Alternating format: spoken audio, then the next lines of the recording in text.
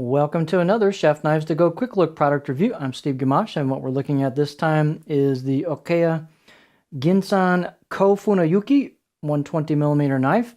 So these are interesting because this line, the core steel's Ginsan stainless steel, also known as G3. There's a few different names for it, Ginsanko.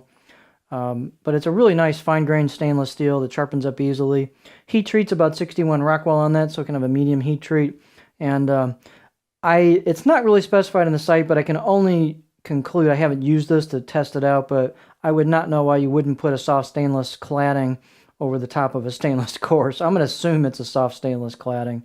I could be wrong, but why would you do that? Why would you not do that? So anyway, these are a really neat little line of knives, actually. So these are hand hammered and so on, so the weights and dimensions are going to vary a little bit from knife to knife. But this one's about 84 grams, or about 3 ounces. Edge length about 122 on the edge, or 4.8 inches. Overall length about 9.7 inches. And the spine thickness, it's a Funayuki single bevel type knife, so it's a true single bevel. So it's about 2.8 millimeters, and it just holds that same 2.8 all the way down until you hit the chisel grind. You can see that's where the grind starts, and that's a good shot of what a chisel grind looks like. So this is a right-hand oriented single bevel. You can for sure see that there. And so again, this is not for a lefty like me. The handle is just a basic oval handle with resin ferrule. And the site's saying hoe wood. It's either sealed with something that's nicely done, or it might be something other than hoe wood. It seems like a little harder than that, but so it could be something other than hoe wood, but either way, it's got some kind of finish on it that's done really nicely. The color is kind of a warm color, so maybe they just sealed it up. I don't know, but it's a nicely done handle. You've got that typical step between the wood and the plastic ferrule, which is like a collar that goes over it. So, but they have sealed up.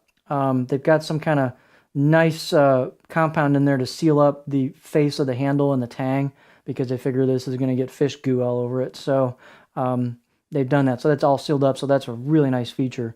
Let's take a close-up look at it. These have a neat finish. It's kind of a circular pattern on them. You can see some of the grind and hammering. They've got hand chisel kanji. At least it looks at it to me. It almost has to be hand chisel kanji. So it's a neat look. You can see the core steel. You can see the frosted blade road. You can see the kanji. On the left side of the blade, they've got some really crisp embossed kanji, and I guess that's silver 3 maybe on there. It's got a 3 on it, which is another name for the steel.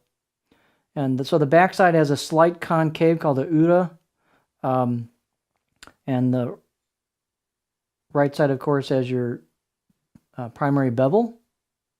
So typical full-on single bevel type geometry on it. The balance point on this is right just in front of the handle. I'm not really going to do any board work with it, although I guess you could, but it's really, meant for processing fish is what it's designed to do.